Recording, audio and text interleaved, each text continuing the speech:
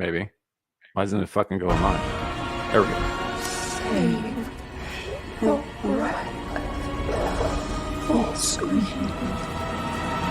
Well, I say every day it's a getting closer to taking a bath with my fucking toaster. We're not qualified. Explorers in the further regions of experience.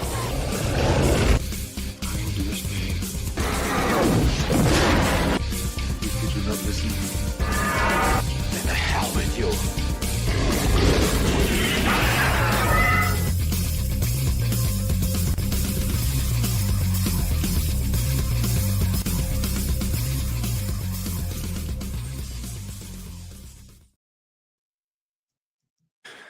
Greetings, salutations, and welcome to Screaming into the Void number 166, the show where we talk about whatever the hell we feel like. I kind of stumbled over my words a little bit there. Apologize about the lateness. We were backstage having a very, very lively argument about whether or not Shadow is actually a real white boy. Yep. Shadow's fault. and now here we are. He would have been on time, except he kept saying TOS violations just out in the board. Right? Wait, he was finished. For everyone, And bombs left, right, and center. Hard I R's. did, Squatch, you did a third of one. So for every 3 I did, you did one. Don't get on my case. I'm better at it. I don't need as many. Right? Yeah. He's subtler too. To quote Joseph Stalin, at a certain point, quantity has a quality of its own. All I'm saying. I mean, you're not wrong. Man, you stick the landing on that hard R. You don't need to say anymore.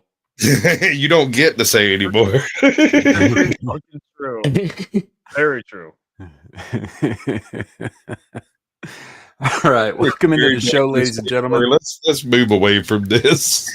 Welcome into the show, ladies and gentlemen. We're currently live on Twix, Rumble, and 2 separate YouTube channels, Caucasian Sasquatch and my own, Samuel the Infamous. If you're in any of those places, drop a comment, let us know you're here, and we'll do our very level best to acknowledge your existence in some capacity or other, probably just by bringing a comment on the screen and not actually talking to you, because we're above that. We're above you. We're better than. None of that is true. We're just dudes on the internet. So give me money. We're better than you, but give me money. Right? Doing the DSP thing.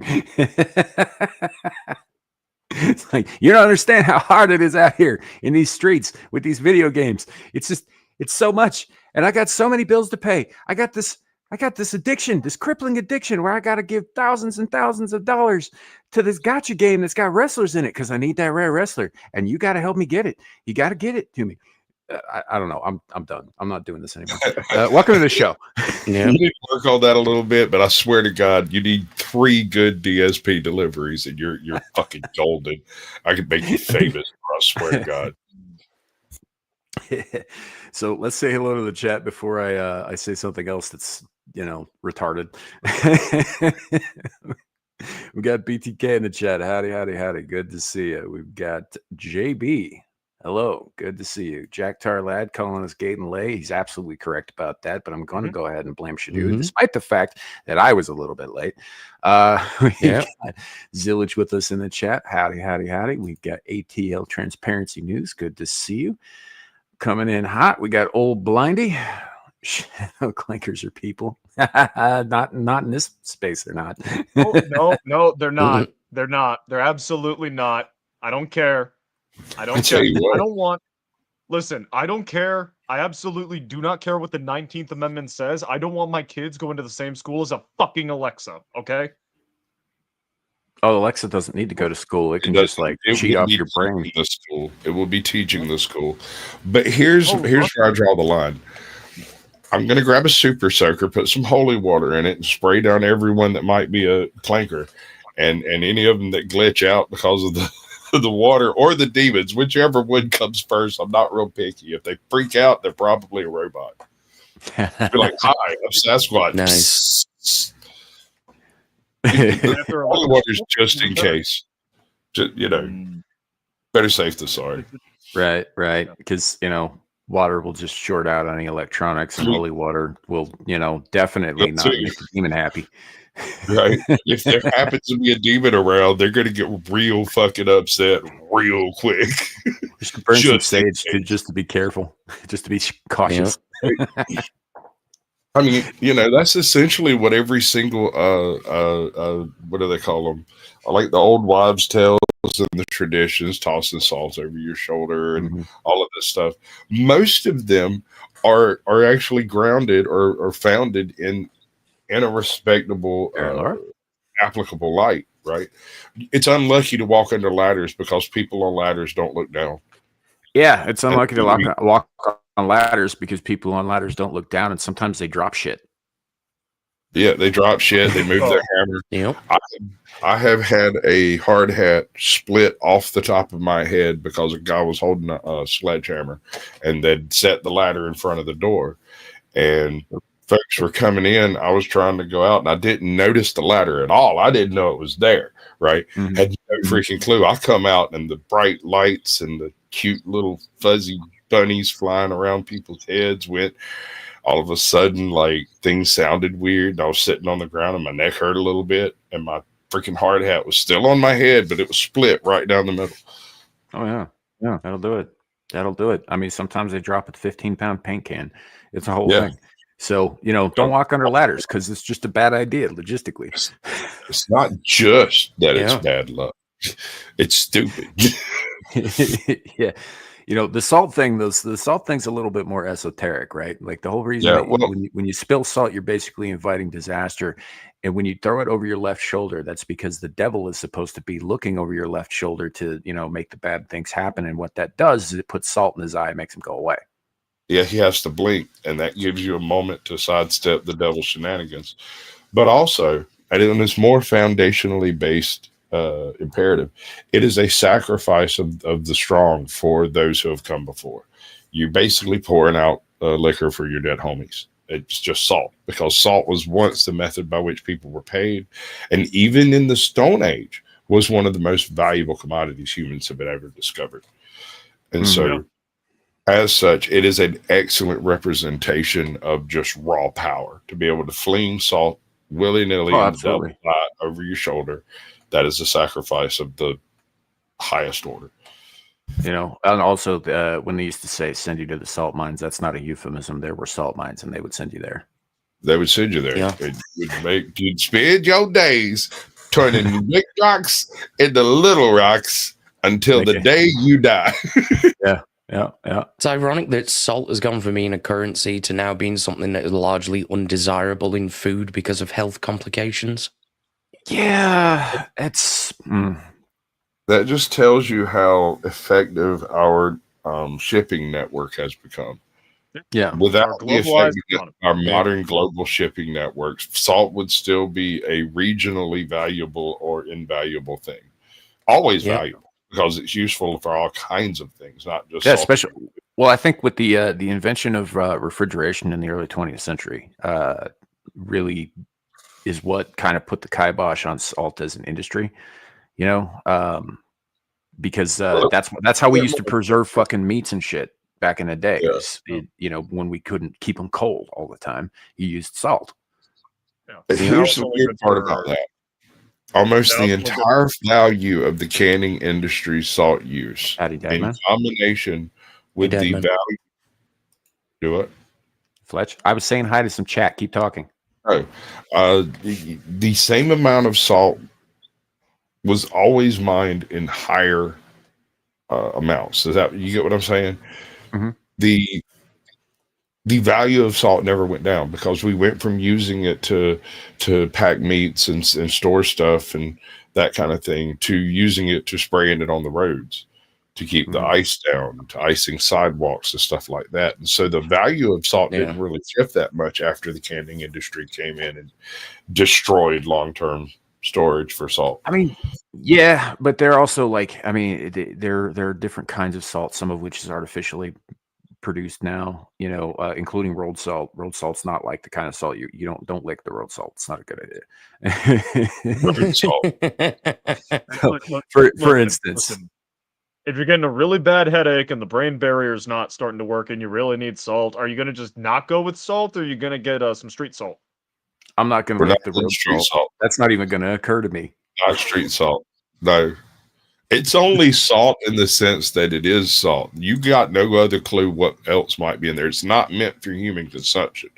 Right. It says so right on the bag, bro. There is paint.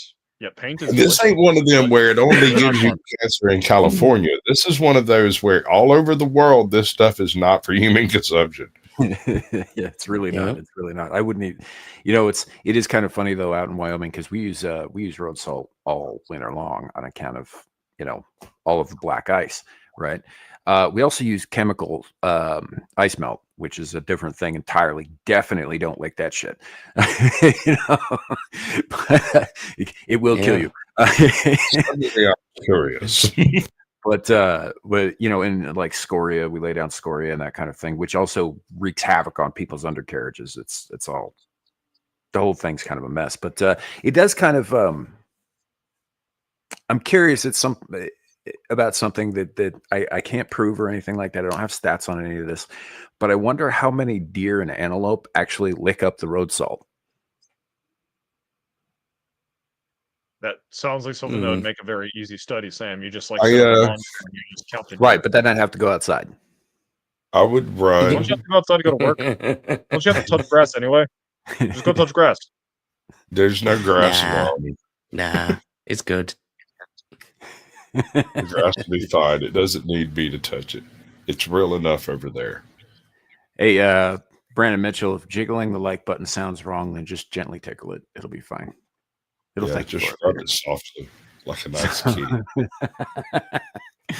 But yeah, no, it's just kind of a thing because, salt licks are a thing. They're used out there to attract prey animals, among other things. But they can't get enough of that shit. And I wonder how many of them have actually bothered to lick the road, because they can smell the salt content, right? So yeah, I don't think so. Though. I don't think so.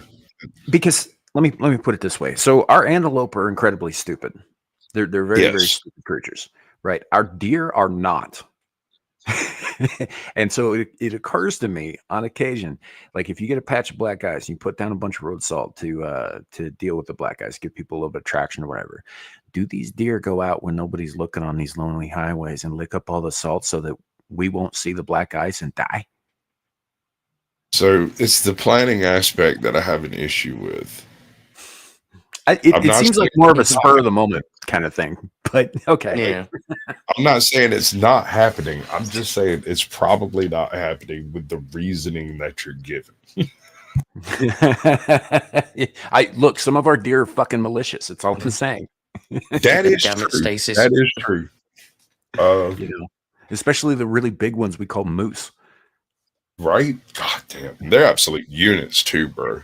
They'll push over the side of your house.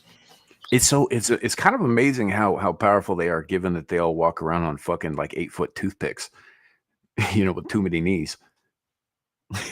Got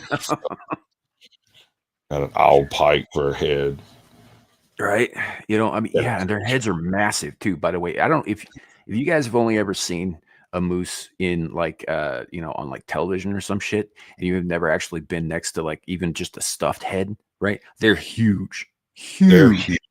Just the head. The only living moose I've ever been present around was a baby that was part of a petting zoo thing that come through, and this fucking thing was 3 times the size of a white-tailed deer, and it was a baby. Yeah. They're very, very big, and I'm not a small man, and I can honestly say that a stuffed adult moose head is probably bigger than my torso. Just the head. I'm not even talking about all the fucking neck and shit. They're very, very large creatures and mean. just mean. Yeah. Even the fucking even the bears don't fuck with them if they don't have to. Right. Not a grown one anyway. They'll go muck around with half sick one, half dead one, sure. But I've seen a grizzly tear the side off a fucking metal garbage bin to get what it thought was food inside with its fucking paws. Yes. Right? They won't fuck with the moose. Hey, dude, we got somebody in chat called Wilbo Baggins. It's bigger than your torso, bro. That's great. That's great, man. Oh, that's good shit. What's up, Logical Spark? Welcome in, buddy. So yeah, no, I don't know, man. It's just wildlife is something else. I don't know where we're even talking about this except for the salt thing. Salt, it all comes back to salt. Everything comes back to salt, right? You're salt. Well, in part, yes. In part, yes. That is a factually accurate statement. True there's story. there's a necessity for salt in the system in order to survive, as illustrated by I think what was it, like the second or third episode ever of Star Trek, the original series, with the salt vampire, the one that went around sucking the salt out of people and they died because they didn't have any salt in their system.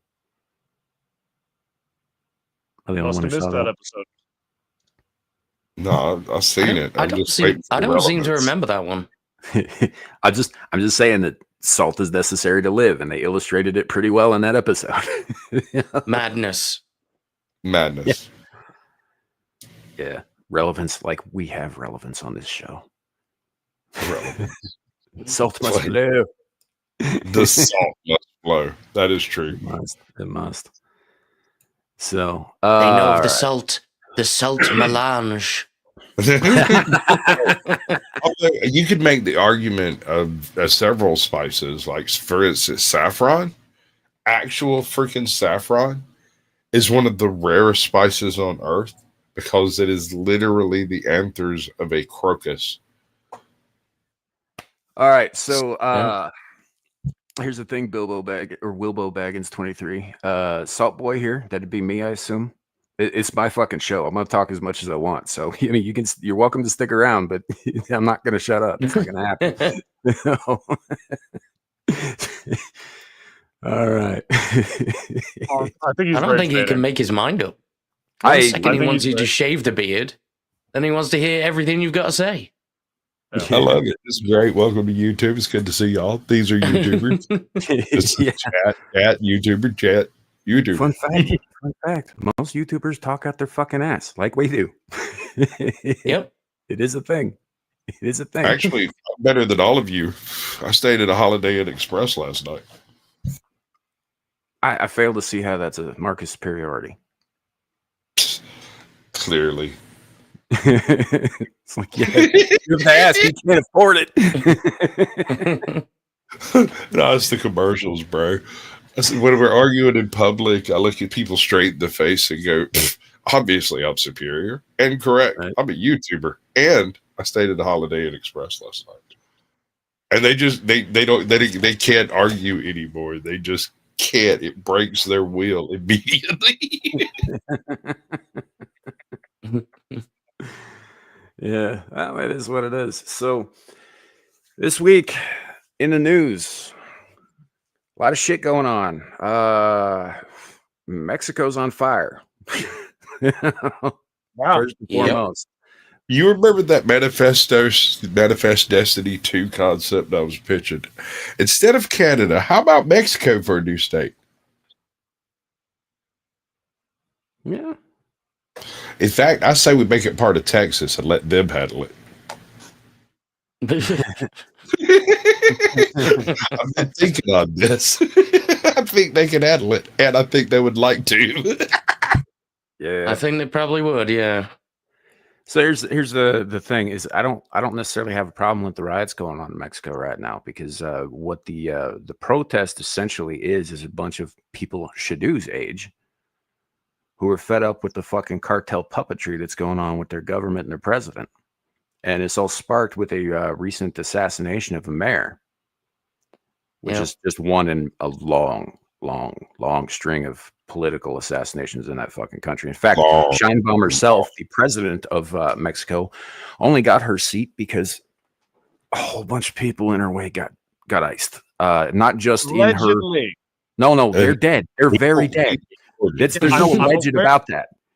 No, they are dead. But whether or not that made sure she got the election, you're the one getting on me usually about making sure we don't say things that get the channel. Yeah, no, that's fair enough. I was not alleging that Okay, yeah, I could see how that sounds that way. I don't really give a fuck. She's a WEF stooge and she's in bed with the cartels. She is an evil fucking bitch and she Absolutely. should not be in charge. And there's the only way that she would have been elected president is if there was no competition in her way of any stature. I wonder how many Jewish Mexicans there actually are. A fair amount, How many actually. Jewish Argentinians are there? Probably less than Mexico. There are more German Argentinians than there are Jewish ones. Look at the early life of both. I think there are more Rosenbaum Welsh Argentinians as well.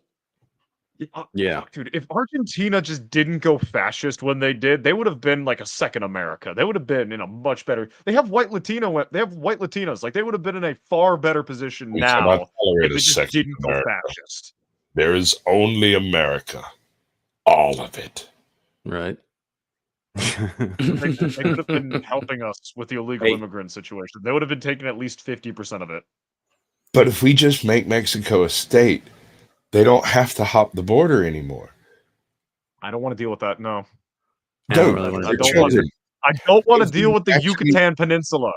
I make the same argument Polk did. I don't want to deal with the Yucatan. Hold on. Let me think on that. You might have a point there. Yeah. It is one of the few. It's like Africa of the New World. Native uprisings. They were even into the 1900s. Yep. Do not fuck with the Yucatan. Real quick, Wilbo, whatever's up your ass, like I suggest you go and like pick it out somewhere else. Then, you know, like I said, it's my show, so you don't have to be here. The door's over there. If you want to be here, that's fine. But if you're going to continue to be a dick about it, I'm going to be a dick right back. It's that simple. I'm here for it. I'm going to get me some chips and a cup of coffee. We can make a night of this. Dude, I'm the Powdered Dusty's producer. I'm so down for that type of trash. Right. Literally what I do every night. Nice. So, but anyway, point being is they are protesting the government, and it is getting kind of heated to a point that I think there might be some interesting things coming down the road. I don't know exactly how this is going to work out because the cartels do have a stranglehold on pretty much everything there. We also know that, again, Scheinbaum is heavily connected to the WEF as well. They got all kinds of fun little trade things going on with the CCP, you know, all of which are enemies of, you know, the West, the United States, and, you know, people in general. You said it's getting a little heated, but I saw some film, I think, from Tijuana the other day, like day before yesterday. No, yesterday, where it looked like half of Tijuana was on fire. That doesn't seem a little heated. That seems more than a little heated. Sure. It's mostly peaceful. Yeah, I suppose. So to date, there have been some arrests and there have been some beatings and whatnot, but it is not to the level of Nepal, you know, like a couple of months ago yet. Yeah. You know, they're not quite there yet, but the people are pissed. The people are pissed about being put down. They're pissed about the cartels holding violence over their heads, doing whatever the fuck they want. They're pissed about the fact that they don't believe that their current administration represents them at all, which it doesn't, by the way.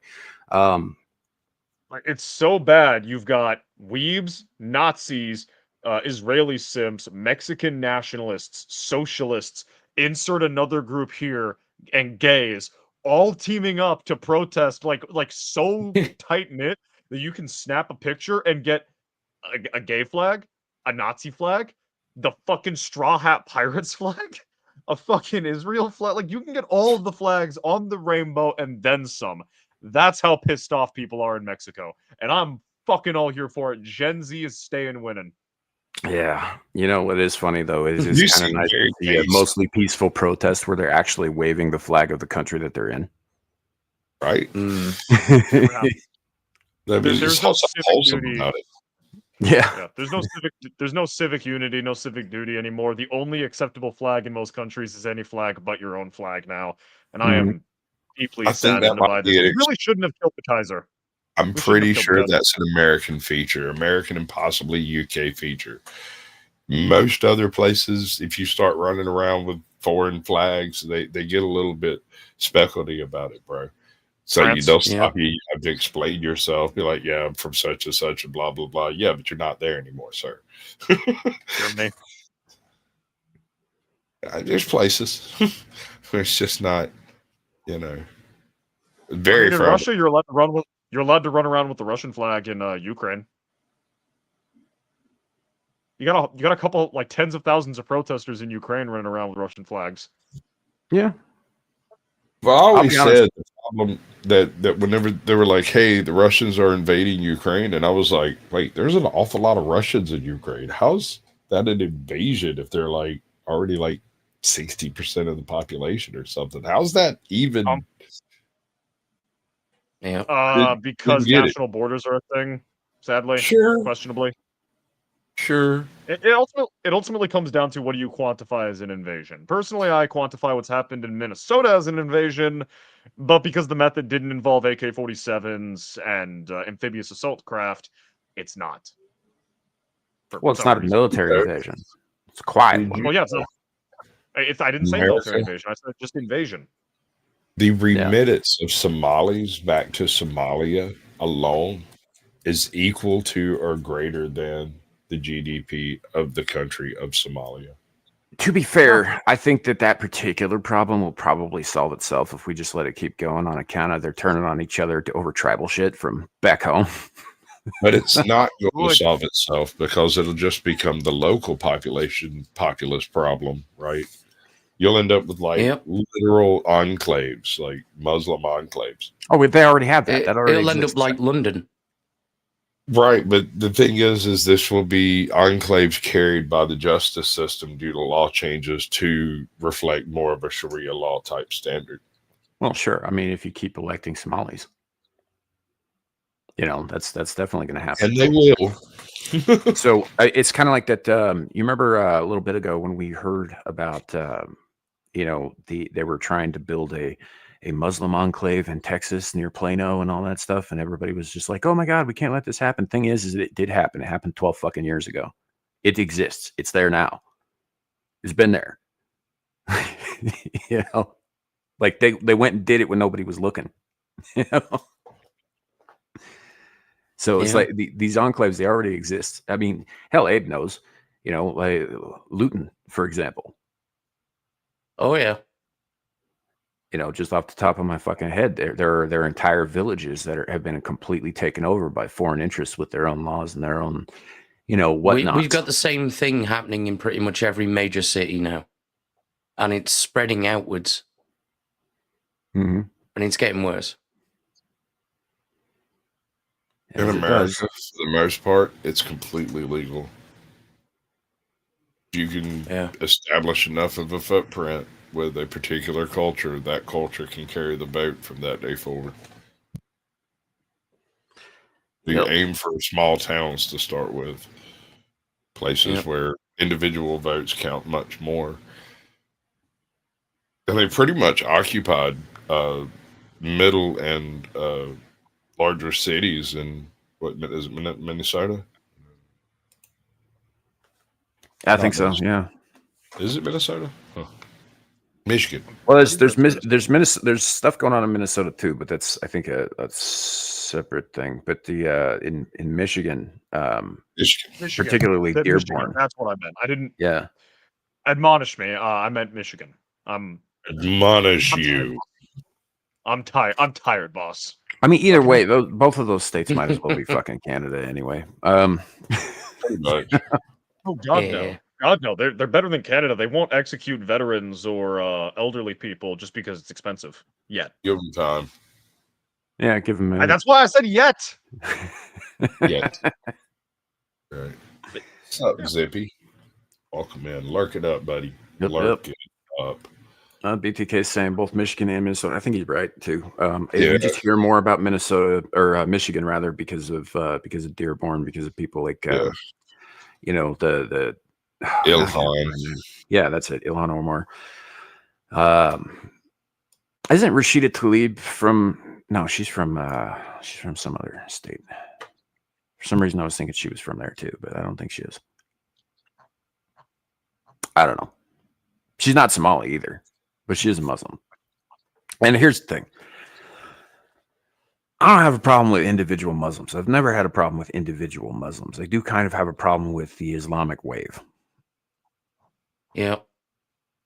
That's Totally. the issue. It isn't about, you know, them as individual people. It's about the movement, right? Have you ever encountered a drunk Muslim?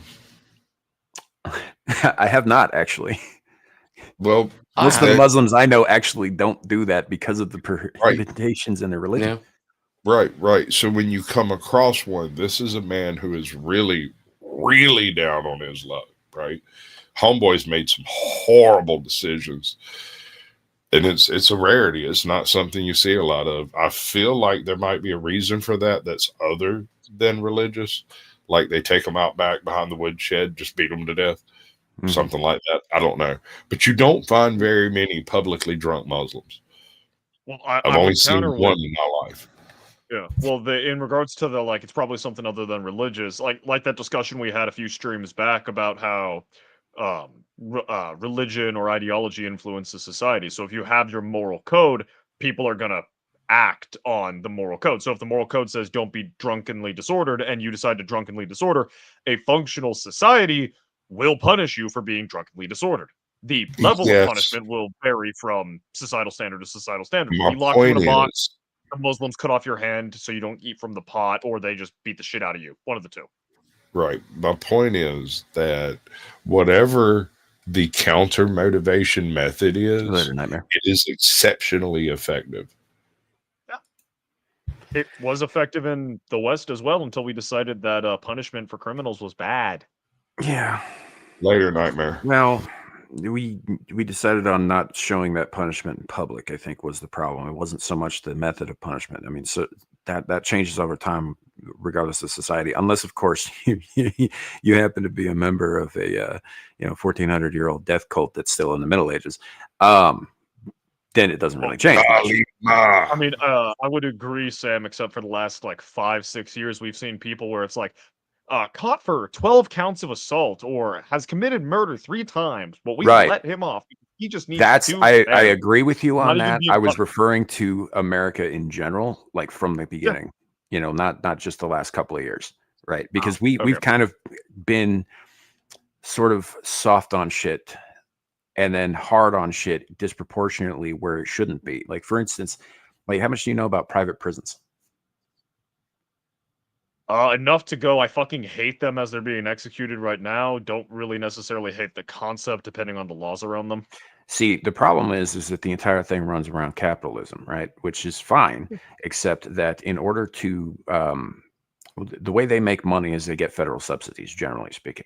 But in order to get those federal subsidies, like everything else that gets federal subsidies, you have to meet certain fucking quotas, right? So they go and they bribe judges and shit to put like low-level first-time offenders away for 6 to fucking 10 years so that they could keep those fucking beds full. Yeah. Right. And that changed, that sort of bled over a little bit into the federal system, into the state system, right? That kind of attitude. And it changed how we deal out punishment to low-level offenders, but it also, I mean, by low-level offenders, I mean, you got found with an ounce of weed in your car kind of shit, right? I'm not talking about like, yeah. But in the larger cities, obviously, as you pointed out, people are fucking raping and murdering and getting off scot fucking free 27 fucking times and then going out and doing it again. So like the whole system's fucking skewed. So there's a case currently going down in New York where a gentleman had a perfectly legitimate legal shoot occur in his own home where someone broke into his house, charged him with a weapon. He shot the guy. The DA could not bring charges against him based on that, but using the body cams from the initial investigation when they were there looking for bodies, they identified a number of firearms in his homes that he didn't have proper paperwork on. And so they came back and searched his home and are now charging him with like 25 years worth of freaking felonies because he didn't register guns that were stored in his home. Now, as a feature of New York, as I understand it, if it is merely a private owned possession that is never taken outside of the home, it doesn't necessarily need to be registered. But I don't know, that may have changed. That could have changed, but I think I remember hearing about that too, where as long as you're not transporting it, it's not illegal to own it; it's illegal to carry it outside of your home, kind of thing, without Right. permit So and once you walk registration and all out that. the door, it needs to be permitted and all that cool stuff. But if you simply purchased it, the question comes in, how did you get it there? Yeah, it's like Bali songs are treated the same way here in Wyoming. It's not illegal to own them. It's not illegal to buy them. It is illegal to transport them. Which the whole thing is like a catch-22, right? You can go to a knife show and you can buy one there, but you can't carry it home with you. You can't have it mailed to you. You can't do any of that shit. You can have one in your home, but you can't have it in your pocket, as you leave your home or any of that. Like the whole thing is designed to catch people in the act of moving it from point A to point B. Well, it also allows the local governments to sidestep the Second Amendment issue entirely. Because that also applies to knives and stuff. I mean, Yes, it does. mentions specifically firearms. It applies to a rock in your hand if it has to. Self-defense, yes. That and implies, the implication is I should be allowed as a rational, upstanding citizen to have a home defense nuke because I'm a rational, upstanding citizen. You don't have anything to worry about from my home defense nuke. I'm not going to go crazy and press the button, Yeah. Yeah, unless you step foot in my pond. Right. And then we might get a little bit of a sunburn. Yeah, real up close. Eyes over a little bit. Maybe make it jerky real quick. Right, but I mean that's 100% true. Like there's no limit to arms as per the Second Amendment. Every law that seeks to limit that in any way is unconstitutional, period. And tyrannical. Yeah. And therefore null and void, according to, what was it, Marbury versus Madison? Pretty much, yeah. I don't know about the name of the case specifically, but that sounds right. Yeah, but I mean, essentially, they came out and said any law that is repugnant to the Constitution is null and void. That was the statement. That's the thing. It came from the Supreme Court of the United States. That's the interpretation, and that has not been overturned to date. Yeah. So it is what it. I don't know, but yeah, it does apply. It does apply to knives as well, and clubs and rocks and fucking slingshots and whatever else. Hell, I helped a buddy and his dad build a trebuchet in his backyard one time in Wyoming. Right. It has a literal Civil War cannon in his yard. And every now and then he picks it up and he goes out and he packs that thing full of plaster and sometimes rock salt or whatever, and just blasts that sucker just to make a noise. I know a guy in southern Wyoming who owns a fuckload of land, and he keeps an old time Revolutionary War cannon there. Yeah, and he shoots bowling balls a quarter of a mile with it. Yeah, I mean, well, this dude occasionally fires. He's got these plastic. They're basically PVC with urethane inside it. Mm-hmm. You just slide it right down in there. Yeah, but and as long as it's on his property and all that, they can't say boo about it. Now, if he were to roll that thing up, like put it on a killdozer or something, they might have an issue. Do you hear my plans for the killdozer too? I think but it's been a minute. We might reiterate. I don't know that Abe and Shadu know. So first of all, I think it was an error to utilize such a large structure. Takes a lot of gas, a lot of diesel, a lot of effort. As you can see, it can get stuck in low spots. I think the new killdozer should be based off of a skid steer. And instead of having the front bucket, you get the firefighter version that has the two directable nozzles. And then you pull the nozzles off and replace one with a 50 cal, like an old school Mod Deuce belt fed. And you replace the other one with like a full on like Beretta. Or if possible, one of those one of those from a Brandon Herrera, the AK-50, something like that. Belt fed, feed that sucker too, and you'll have one that's extremely Nice. accurate, one that's absolute devastation, right? And this is all on a frame that you could just about drive through any garage door on Earth. Yeah. You know, I think this is a good time to also reiterate what the Bill of Rights actually entails. Not so much like step by step, but what I'm getting at is so the idea behind the Bill of Rights was that it was an enumeration of rights that were natural rights, right? Or if you're a person who believes that in a creator, God-given, right? These rights were inherently rights that all people have. Right. And what the Constitution does, what the Bill of Rights does, is it simply lays out that these can't be fucked with by Congress, by government. Right. They can't be infringed upon. They can't be, altered. They can't be changed. These are inherent rights to being alive. Actually, it's well, I mean, with the amendments thing, but yeah, it dictates the redress of the citizen against the government in the event that they are violated. Sure, but they should. The point is that they're like these rights are natural to all of us, right? We are, however, the only country that has enshrined these rights and made them basically holy writ. We built our entire fucking society on them. Whether or not it's still standing on them is a little bit up for debate, but that was the point. This was the bedrock of all of our future goings on going forward. The thing is, in my view, these rights that are listed out in the Bill of Rights are the rights of every living human being on Earth. Y'all just don't have it enshrined in such a way as to protect your tyrannical governments from infringing upon them, which is why, ninja swords are now outlawed in Japan. Or not Japan. For some reason, I'm thinking Japan because ninja swords in England. Yeah.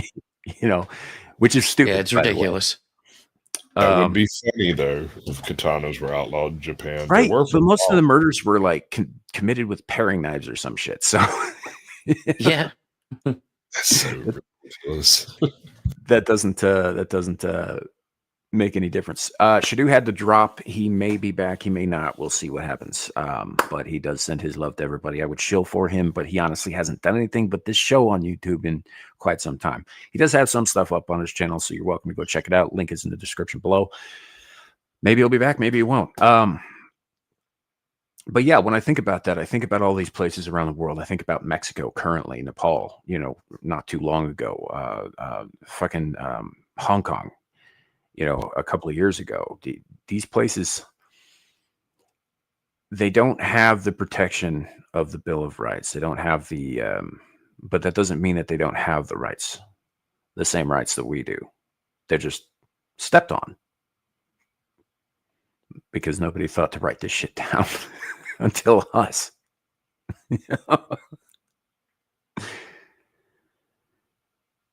First and foremost, of course, to a certain extent, yeah. Yeah. Well, first and foremost, being, even though it is the Second Amendment, I do believe that the Second Amendment is, in fact, the most important of them, because without the Second Amendment, none of the others can be protected. Yeah. Right. Exactly. And if that's the implication of the Second Amendment, then that should permit Americans to possess anything the military can possess. Is this true, Ed? The word ninja was banned by the British government? Is what TMNT is known as Teenage Mutant Hero Turtle? Is that a fact? That may have some root in truth, yeah. Holy shit, your government is out of control, dude. No, this was in the 80s. I know. Yeah. Bro. The fucking shit was going on 40 years ago. It's just like worse than ever now. That's crazy. Yeah. I mean, there are other words you could substitute in there that weren't as like my ninjas bland, like shinobi, for example, means pretty much the same thing. Yeah. Well, no, it's the meaning that's a problem, sir. That's problematic. I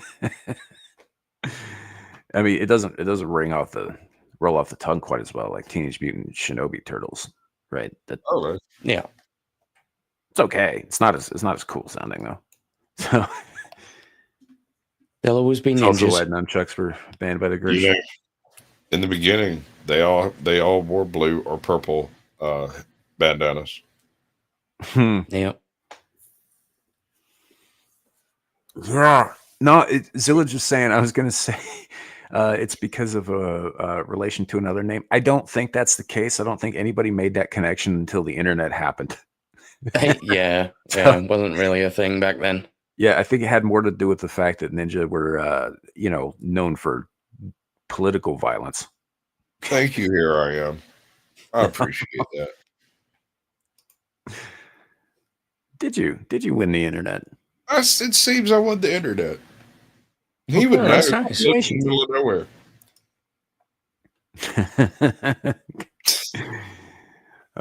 Congratulations. All right. Well, I don't know. That seems extreme to me. I kind of get the nunchucks thing. I still don't think they should have been banned in your country, but I kind of get it because having used them myself, it is extremely easy to knock yourself out with them. Yeah. They're a hazard. They are definitely a hazard. Yeah, I feel like that might have been banned based off of like the jarts banning. Yeah, it was more of a self-harm thing than anything else. Like you were lucky if you hit the other guy. Yeah. You got to admit, nunchucks are one of the worst modified flails for weapons. Like, oh no, they're fucking terrible.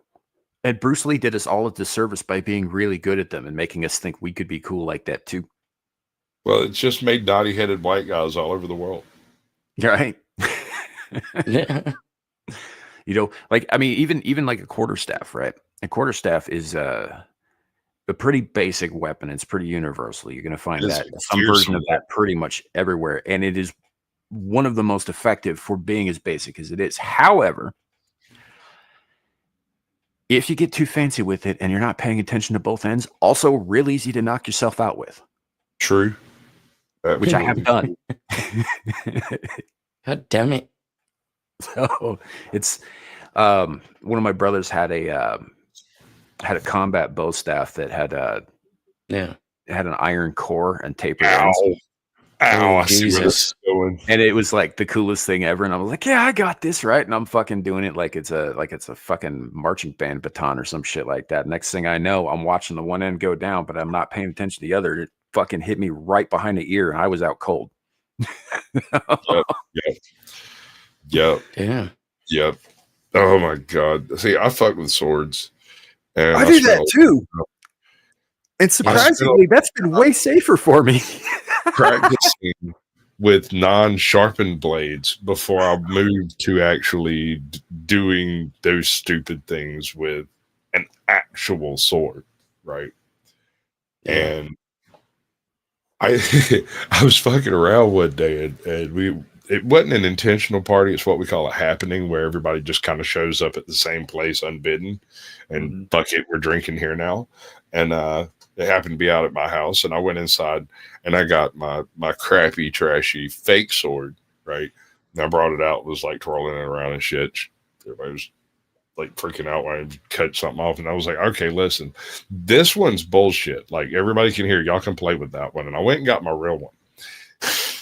When I come back out, the first dude that saw it reached over and went, that thing ain't real, and cut the shit out of his goddamn thumb. Cut the pad almost clean off. Lol. He tried to put his thumb against it to test the edge. It was like blood started spurting, and I just shook my head, took it back inside, and put it back up. What dickhead. Like, fuck that, dude. Patchy Ground Fog 2 is asking who's the greatest martial arts master of them all. I can't answer that. I think some of that is subjective, but of course. Oh yeah. But I would have to say, bro, he's like an airbender.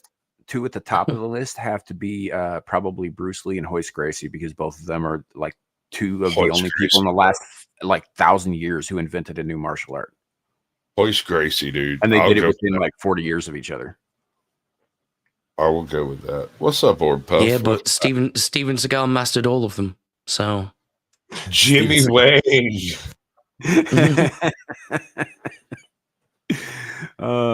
Yeah, Steven Seagal mastered the art of, like, looking real intense while the camera slows down. Yeah, while sitting down. Doing this. Yeah. Yeah. So, you know, hey, people gave Chuck Norris a lot of shit for a long time when they didn't realize, like, no, that was actually him doing all that stuff. Like, they were just like, oh, he Yeah. must slow it down and all that stuff, or he's fucking with the camera. It was like, what you need to do, you really want to. First of all, there's footage of his old karate tournaments. The man was a fucking world champ. Yeah. Right. First of all, Yeah. he's no He's slouch in that 100% legit. Secondly, go watch Return of the Dragon.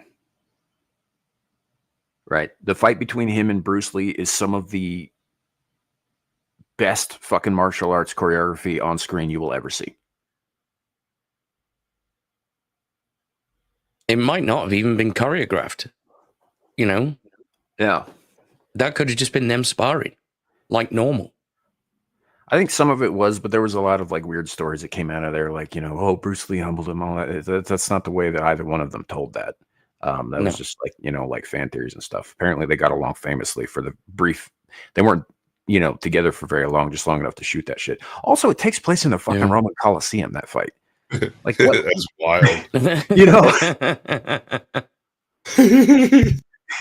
you know, it is. Plus, it's a pretty good movie overall. But yeah, it's one of my favorite on-screen like movie fights of all time. Is that fight right there? It's right up there with the one between Roddy Piper and Keith David and They Live. Yeah, that was pretty good. That's a good one. That's really good. Have you seen Once Upon a Time in Hollywood? No, I didn't see that one. So there's a scene in there where the character that I think it's Brad Pitt is playing is a rough, tough stunt man who's been the stunt man of tough guys all over Hollywood for years, and like nobody knows who he is, right? And he runs across Bruce Lee. Now, keep in mind, this is in no way historical whatsoever. Kato gets his ass rocked. What happens is Bruce Lee steps up, tries to kick him, and he catches all of Bruce Lee, all 6'3", 6'4" Brad Pitt, catches this guy by his rib cage and his leg, turns and swings him like a baseball bat into the side of a car. Wham! And the thing is, the way it's done in the scene, it looks real as hell. Like he caves in the side of that car with Kato. Kato bounces off, stands up, and is like, "My hands are lethal weapons." I'm like, shut up, dude. You just go, "What's up, Brooklyn chick? Welcome back. Good to see you." Ashton? Yeah, man. So I don't know. As far as it's hard to quantify though with like movie guys, right? Because as much as I really enjoy watching like Jackie Chan and Jet Li do their thing, both of them came up in like Wushu Academy, right? Which is stage fighting. It's not real fighting. You know, and I'm not saying anything about their skill level, because I mean Jackie Chan's obviously put himself in a fucking hospital with some crazy ass stunts that he can physically do, that he physically did. The man's really, really good at that. But as far as like, I don't know, actual martial prowess, I don't know if they're in the same category as some of these other guys. Right. Like, and Jet Li is very, very, very fast. But again, you know, like he came up in the Wushu, and Wushu is for stage fighting. It's like the difference between doing a sword fight on screen and actually fighting for your life with a fucking long, sharp piece of metal. You know, they're very different things. So, you know, like with stage fighting, right, with swords, the idea is to hit the opponent's sword and make it look cool. With a real sword fight, the idea is to stick the pointy end in the other guy and hope he doesn't do the same to you. And to try to wield your sword to prevent him from doing that. Right. You know, totally different goals, and it's a whole lot less clean looking. Yeah. Because you have to consider this. When you see on-screen fighting with swords, at no point are these people actually trying to harm each other. They're trying to make it look like they're trying to harm each other. In an actual sword fight, you poke the pointy end and it's over. That's the end of it. He screams, blood goes everywhere. He tries to put wound, you know, and you cut him again and they fall down and then you move on. And it's just like kids when they sword fight. You know, they're trying to hit each other's weapons, not each other. Right. Yeah. Highlander is we when I was in high school, a buddy of mine super glued Highlander into one of the VCRs, Mhm. and so Wait, into it? into it, like so that like there was no option of ejecting it. It would just play to the end and rewind, and play to the end and rewind. And that was everybody's favorite recorder. I think I was Yeah, probably no, dead serious. I'm not even joking. We actually carried that thing when we were in ninth grade, and it got stuck with it. We were in automotives, and when they changed the academic thing around so that the vocational diplomas were different, and people had to like shuffle everything, that went with us into the sports. And then later, when it got switched back, it went back to automotives and metals with us. Right. We carried that VCR with us. Oh, do you guys know what a shinai is? Well, I mean, my wife said that. I know, no, sure. Explain. No, can't say I do. Okay, so I'm sure you're familiar with like the wooden swords that are used for training in like Japan, like bokens and whatnot, right? So these are a similar concept, except what they are is it's a straight weapon shaped like a sword. What it is it's 4 bamboo slats that are tied together, right, in sort of a square shape. And you use that, like we used to use that to train with, because the idea was to hit the other guy, not to hit his weapon, right? And the reason that you use that is because it wouldn't break your bones like a boken would, but you'd fucking feel it when you got punished by the other dude, especially if it caught you on the edge. And this, because bamboo gives, right? Bamboo's got some give to it. And so if you caught it like right on the edge between 2 of those slats, it would bow out and then snap back in, and it usually takes some flesh with it. Yeah, dude, you talk about making somebody mad and irrational quick. Yeah. Oh, that shit hurts. It hurts so much. One of the worst ass weapons I ever watched in my life. I was coming out of a grocery store, and 2 guys were getting on it in the parking lot. They're screaming and yelling, and one of the guy reaches over, and I've never seen this type of a display of strength. Took one of those front whip antennas and snapped that sucker off, and just went to town on the other dude with him. Dude, Jesus. Dude, first of all, at first, for the first couple of whacks, I thought it was funny. It was like, oh shit, and then I realized, wait, no, he's laying flesh open with that BB on the end of it. Mm-hmm. Yeah. So that was what we were talking about. Like you were talking about using dull blades and stuff to practice, and that's also a good thing. But you can still do some serious damage with a dull blade. It's still a fucking chunk of metal. I have scars. I have more scars from my dull blade than I do with my sharp. Right. So, yeah, it's a whole thing. But that's why we used the shinais, so we didn't end up like I don't know. I don't know if that was necessarily better though. It's a bit like I don't know. It's like the choice between the belt or the hand that my dad used to give me. It's like I usually went with the hand because it hurt less. My pops never asked. He never asked. My pops was like very direct. So the second you walked in the room, it was on like Donkey Kong. Yeah. But yeah, when it was done, it was over. Sure. Yeah. But that's why we used those the shinais. We did use bokens on occasion, and that was fun, but there some toes and fingers might have been broken. Luckily nothing larger than that. Actually, the first knuckle on my right hand on my index finger has been broken several times doing this. So like just that one joint, because it's like right there where the grip, it's right in front. Yeah, it got busted up quite a bit. Abused.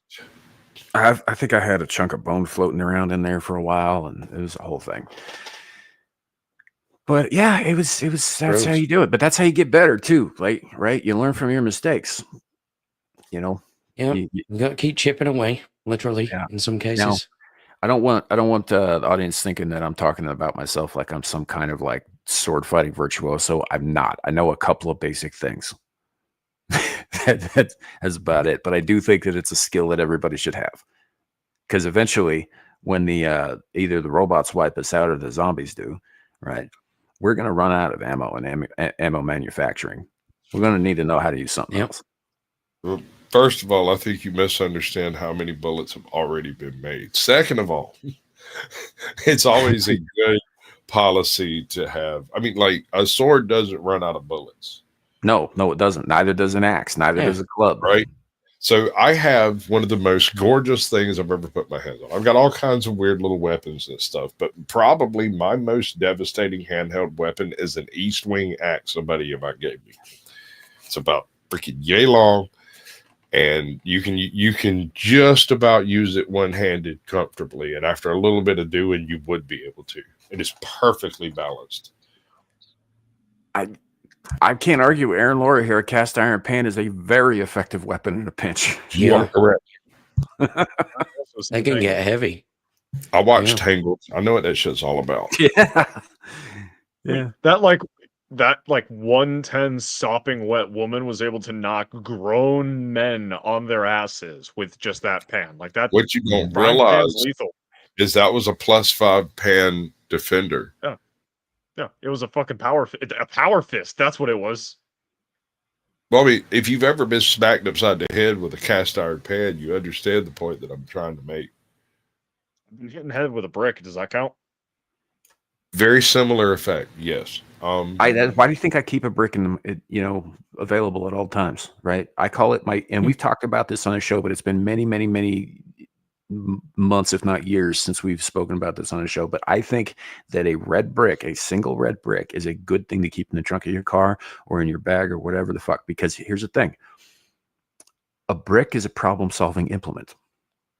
It will solve most problems. If you've got a brick and duct tape, you're set. I counter with, if you have a single brick, that might create a weight disparity issue, kind of like what happened in the Dictator. You need 2 bricks. We're talking about a car here, bro. We're not talking about a motor. You've clearly never swung a bag by the handles with a brick in it. There's no weight disparity, anything. Listen, you want the second brick, okay? Just like Aladdin had a second brick, you want a second brick.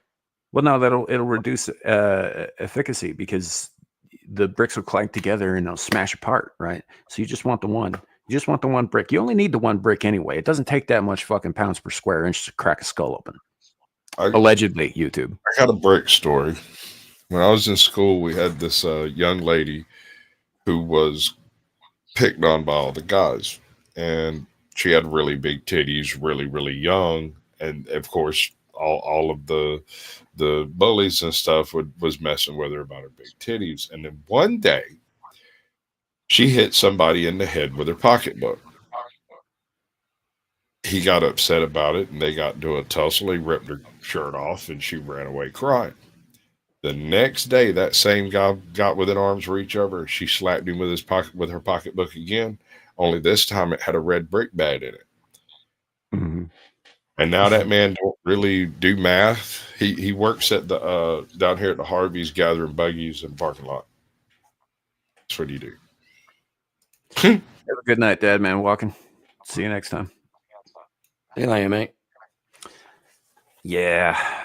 I mean, like you can use a brick for so many different things, right? You can use them as wheel chocks if you need them in a pinch, right? They're excellent for that. You can use them as a key. if you must. They're great for self-defense. Like, it's a problem-solving implement. You can use them even if you're just a little too short to reach the cookie jar. Put a brick on the floor and stand on it. That'll give you a couple extra inches. Problem-solving implement. Yeah. Like, and you know where I got this idea, which is hilarious to me. Like, when I was younger and they did that remake of Gone in 60 Seconds, and at the very beginning when Giovanni Ribisi gets out of his car and he goes into the trunk, and the other guy's like, well, what are you doing, man? He's like, I'm getting my tool.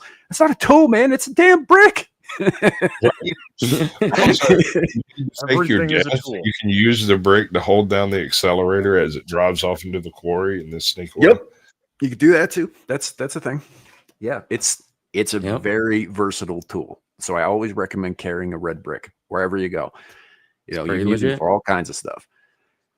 You know, and some duct tape because you know what a brick can't handle, duct tape can.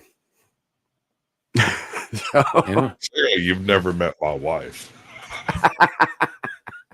Is this the part where we mention your Etsy store link, where you can purchase bricks and duct tape? You should totally sell bricks and duct tape, dude. That should be part of your product That line. could totally sell. Yeah, I bet. could see that.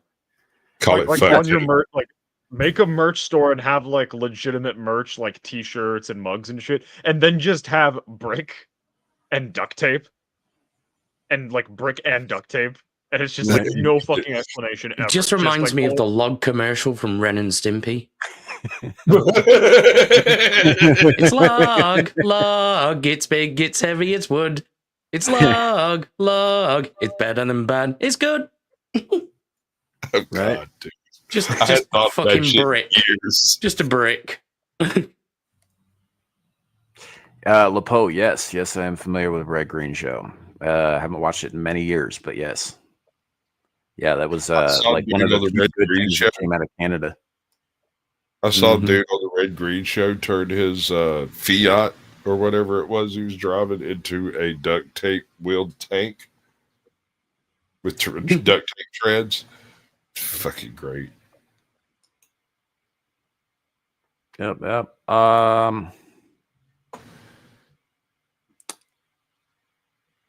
I It don't know. rolls down the That stairs, seems- rolls the stairs, and rolls over your neighbor's dog. Yeah. Right. Apache Ground Fog 2, that seems I don't know if that's gonna be a thing, right? 48th Commander in Chief, because he's I mean, he's only the Yeah, 47th. Yeah, and You this is his kind of have last to term. overturn the Constitution to make that happen. Yeah. He's essentially lamed up. Well, actually, Abe, you'd only have to overturn one amendment, and it's not even one of the original 10. Not even. Yeah. It's the one Because- that stopped, assuming was you it actually, FDR? assuming you actually listen to it. Yeah, we didn't have term limits until FDR went and tried to, never cede power. Yeah. Yeah. It was one of those things that everyone was like, we don't need. Everyone knows the rule, so we don't need to actually make this a rule. Like we all know this is a rule. We know why this is a rule, so we're not going to need to make it a rule. It wasn't And then even really a some dumb rule. It was- motherfucker comes along, and now we have to make it a rule. Yeah, It was just- wasn't well, really even a it's- rule. It was just, I think 8 years seems like enough. You know? Yeah, like historically, that's how the British constitutions worked. It's always been mostly unwritten. Yeah. But now we're at a point in which it's getting trampled all over so much, we need it written down. Yeah. Mhm. It's like until some dumbass decided, hey, maybe I should drink bleach. Bleach didn't have instructions, but now bleach has instructions because some dumbass thought it would make a great martini.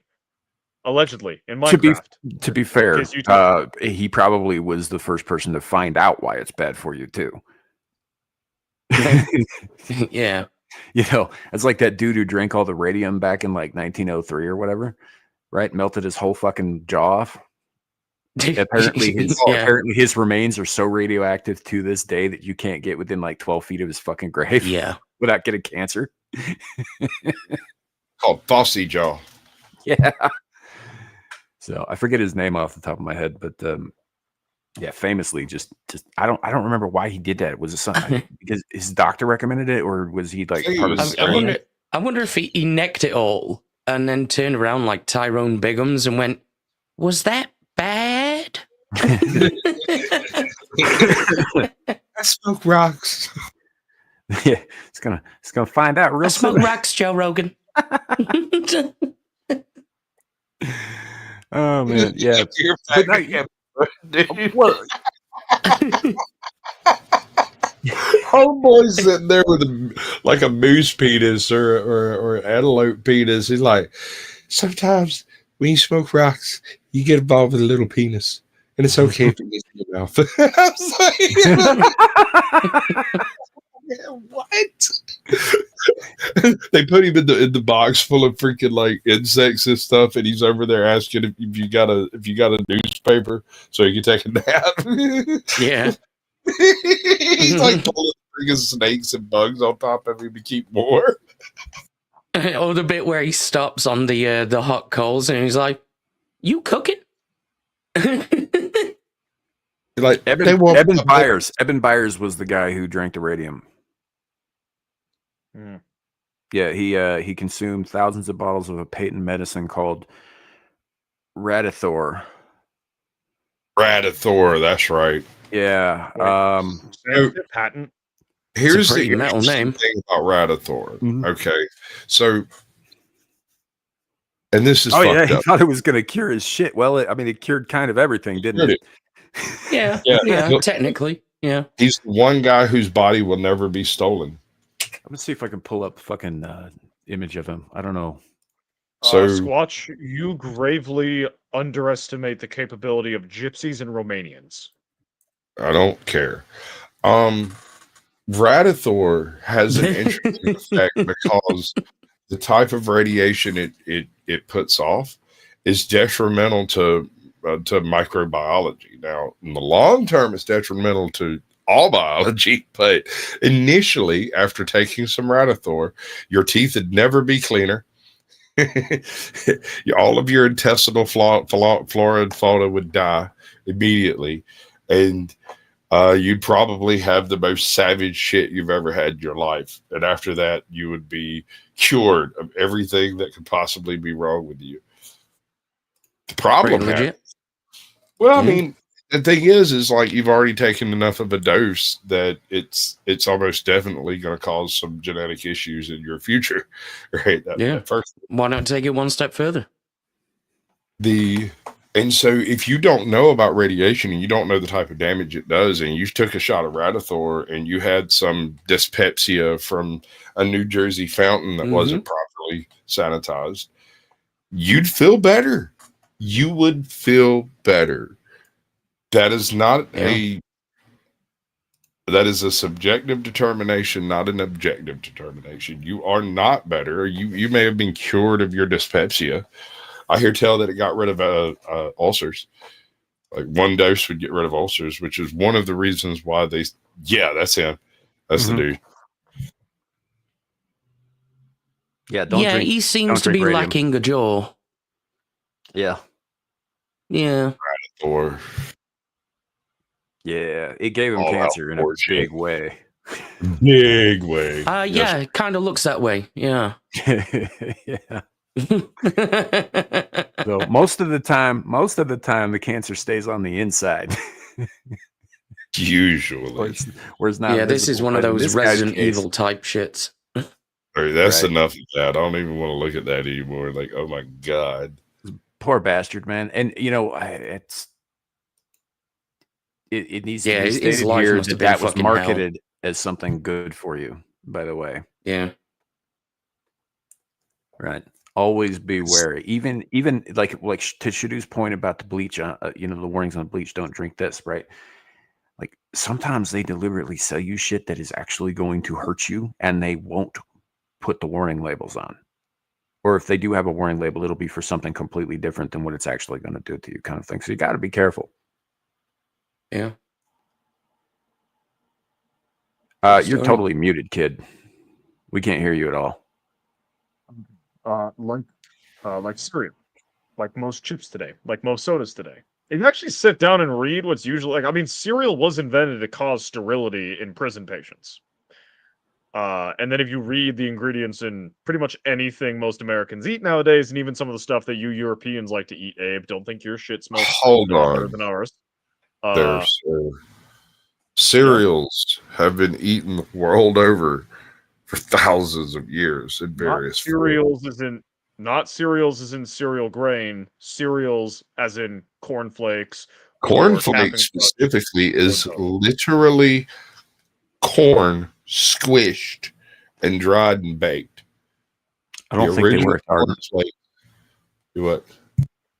They were invented to prevent masturbation. Cornflakes. Really? That's part of the founding myth of the Kellogg Company. Really? How true it is, I don't really know. But if it is true, I don't think it worked.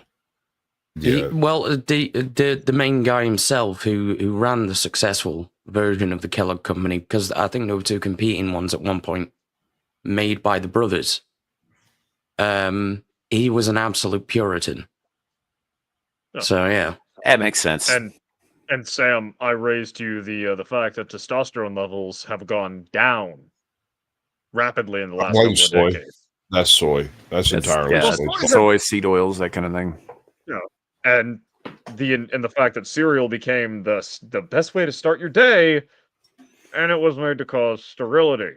Yeah, but you know what it really goes well with is a nice little shot of HRT. That'll do it too. Oh Well, yeah, it's more of and a a recent massive dose problem. of liberalism. Yeah. And you That's got to more of a remember, recent issue. the orange juice is just there for color. You're not actually supposed to drink that trash. No, absolutely not. No. Do drink the apple juice though. The apple juice is fine. I actually drink apple juice when I'm sick. It's the only juice I will drink, and I only drink it when I'm sick. I don't know. I'm not really that fond of juice. Let me tell you my experience with What about apple juice? I mean, I don't know. I mean, they hang from trees pretty well. Oh, wow. Fuck. Fuck. Damn. Oh, yeah. It's been nice having a channel on YouTube. I'll be restarting sure metal here in a couple Apples hang from trees. It's fine. What do you Stop. think of hummus?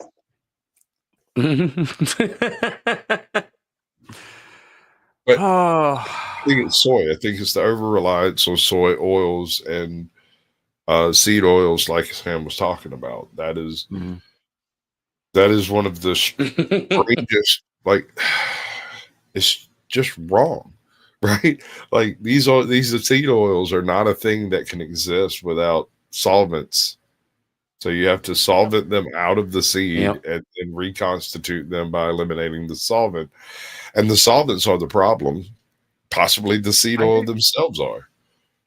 This makes me hate animal rights activists and vegans and vegetarians because so we used to like our fast food, right? It used to be cooked in lard. It used to be cooked in like animal fats. It used to be cooked in like actual food. And then a bunch of fucking whinging Karens and fucking soy boy cucks were like, ew, you must use your seed oils. You must use canola oil. It's better for the environment. And I'm just like, well, back then I keep going I in wasn't that even accent. Google guying.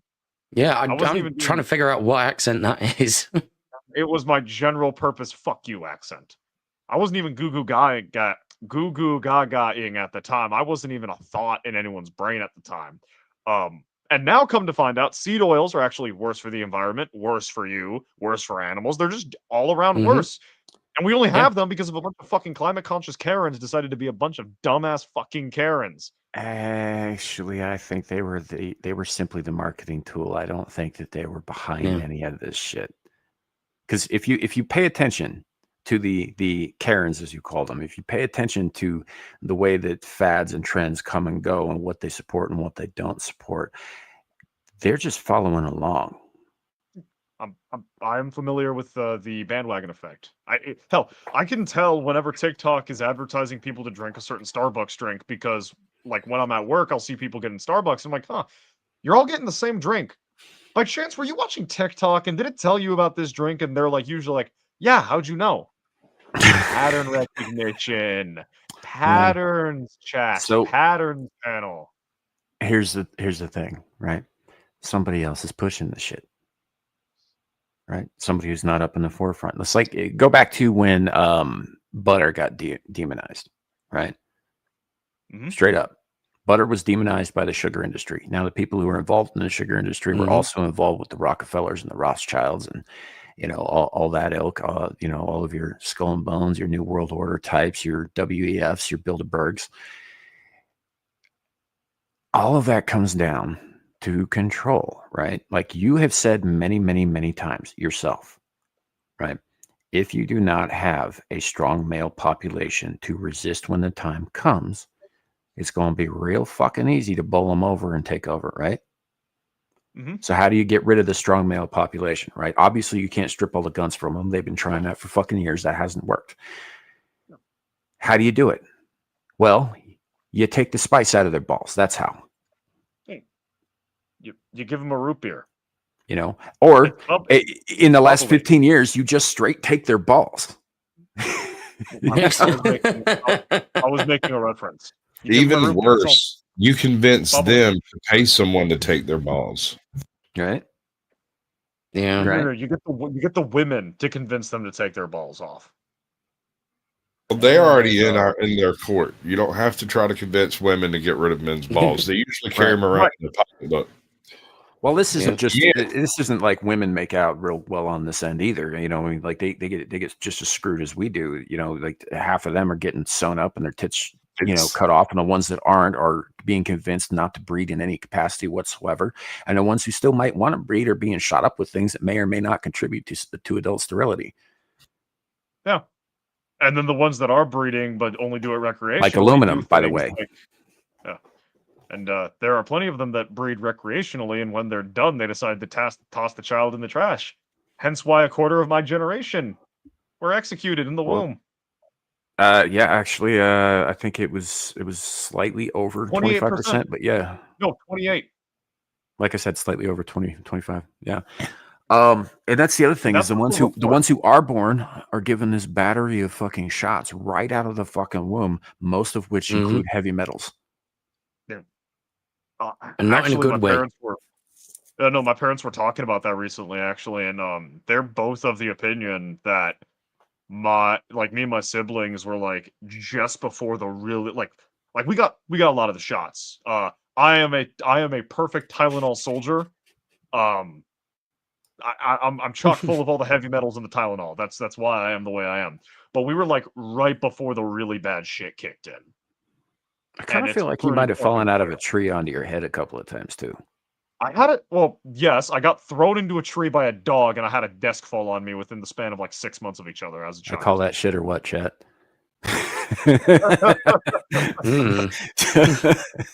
So, but no, you're absolutely right. But this all goes back to the same thing, right? This thing that we've been talking about on this channel for a long fucking time. I've kind of laid off on it a little bit here for a while now, but Sasquatch knows what I'm talking about.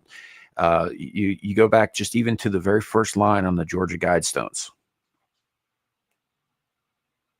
right? The very first line talks about, we believe that the only sustainable way forward, now I'm paraphrasing here wildly,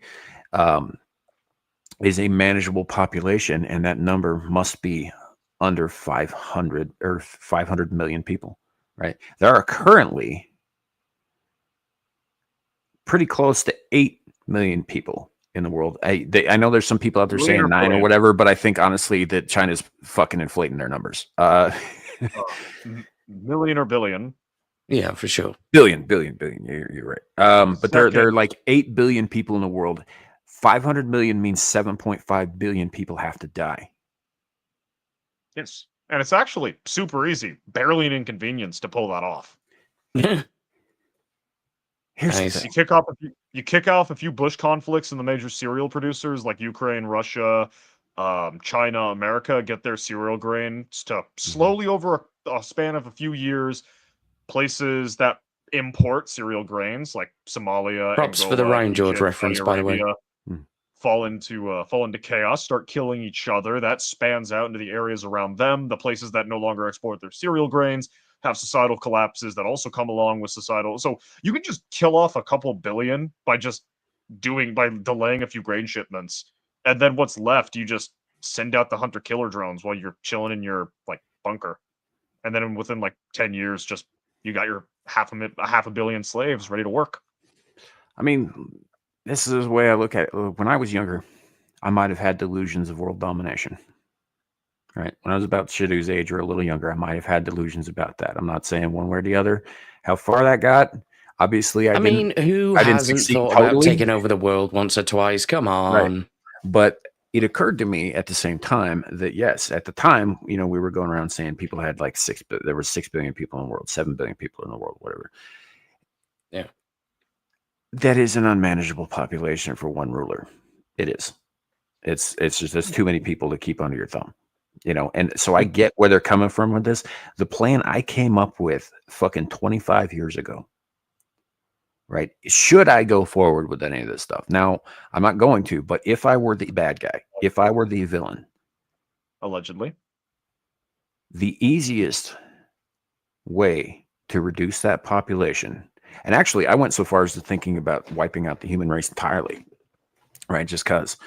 But the easiest way to do that is to introduce something, make it seem essential, and make it seem like it's their own idea and their own choice, like a vaccine, something that would sterilize. And I don't mean like adults, right? Adults don't have to get the shit. We'd be giving it to every newborn.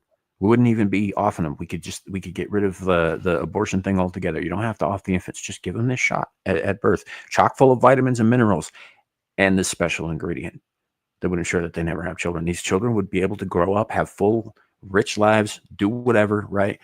But eventually, nobody would be making babies anymore. And within 100 years, maybe 120, no more people.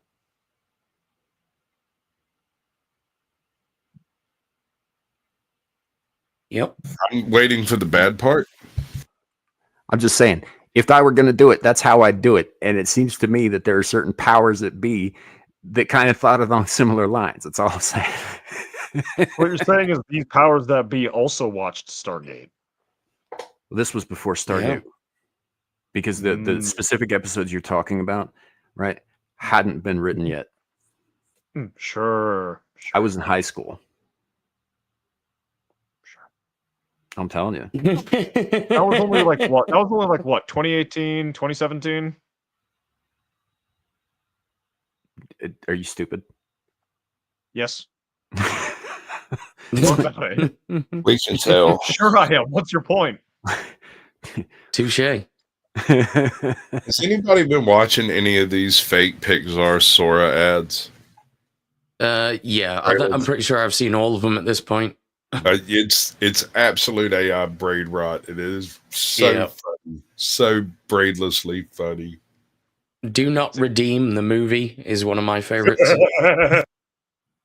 I'm still hooked on the, like, I know they came out months ago, but every once in a while I'll see one in the wild and it makes me happy. Those fucking alien invasion ones where it's them just spurting out about how bad it is to fight humanity. I love those. Yeah. Or there's recently been like a National Geographic but Pokemon channel I've been following on Twitter. That's been fucking phenomenal. Nice. Yeah. AI is the mark of the beast. Metaphorically, I don't actually mean that like it's a bad thing. It's a really bad thing. Not saying it in the biblical context, but you can shitpost really fucking well with it. It's certainly an omen of things to come. I think that's you can no longer trust your lying eyes. Yeah. No, you can't. No. Well, you can't really trust anything, can you, beyond yourself? And most of us can't even do that. Yeah. Yeah. I work against my own happiness. I'm self-destructive, and I'm aware of it. Hi, I'm Sasquatch.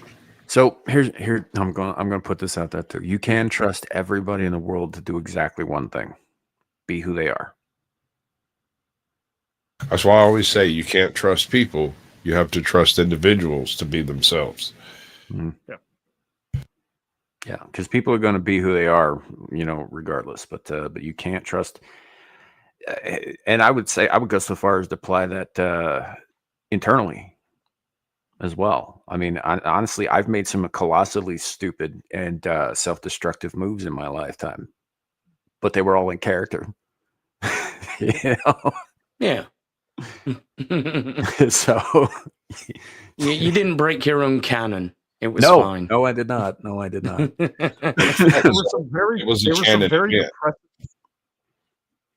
There were some very depressing seasons of the anime that is Sam's life, but it never broke canon. He never did anything that Sam wouldn't do.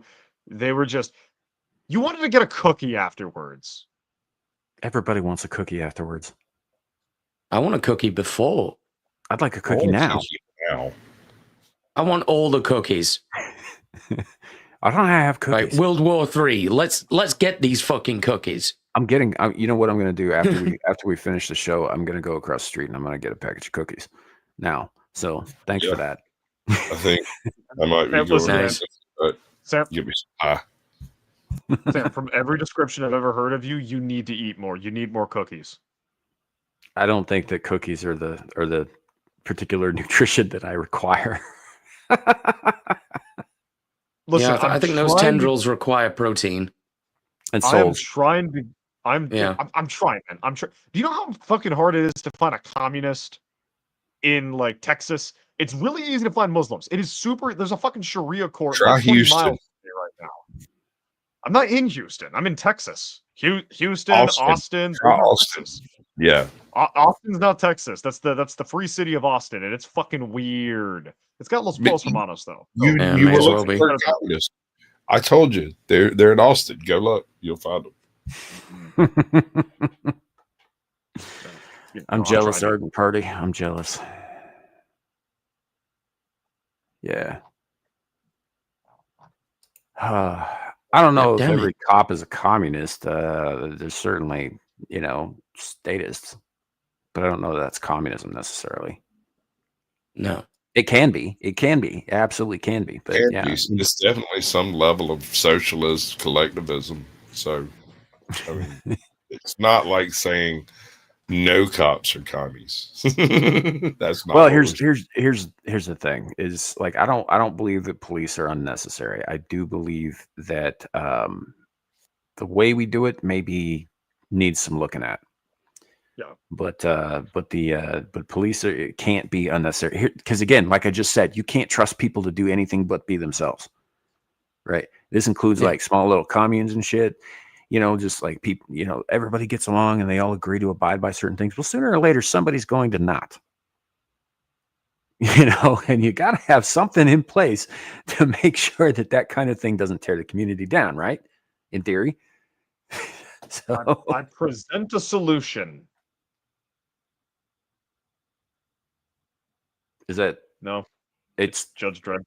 Okay, yeah, it was kind of hard to see there. I was going to bring it up real big to make it so I could actually see what this side's probably better. Yeah, made in America. I thought Mega City 1 was in like Europe. Mega City 1 is America because this is, if I remember right, it's supposed to be like New York to Philadelphia. Is it? Yeah, it's a satirization of the American police state. If I remember, wasn't the comic he debuted in a British comic though, right? No, so it's a British comment. 2000 AD? The 2000 AD series, and Mega City 1 is commenting on the state of America. Oh, okay. So like Alan Moore talking about everything we've ever done in this country. In everything he ever writes. I think Mega City 1 is supposed to be the East Coast of the US, I think. You got Mega City 1 is the East Coast, Mega City 2 is the West Coast. I think like Mega City Tex or something like that is Texas. You got Britcit 1, which is the British one. You got like 2 or 3 mega cities in Russia. You got fucking Mega City Mexico. Just like a bunch of different mega cities to have different stories involving cops. Yeah. I do really like actually the variety of law enforcement that you can see in the Judge Dredd universe, where you have the boot on your throat jackboot type Dredd, which I kind of wouldn't be against right now. I'm not gonna lie. But then you'll get like the more corrupt, seedy ones in like other Britsits, and then you get like the Soviet knock, knock, knock, we're disappearing you now type. It's all really freaking cool. I wish it was easier to find Judge Dredd comics in the US. I really do. I love Dredd. It's a good series. In case Sasquatch's audience hasn't figured this out yet, Shadu is a bit of an authoritarian. Autark.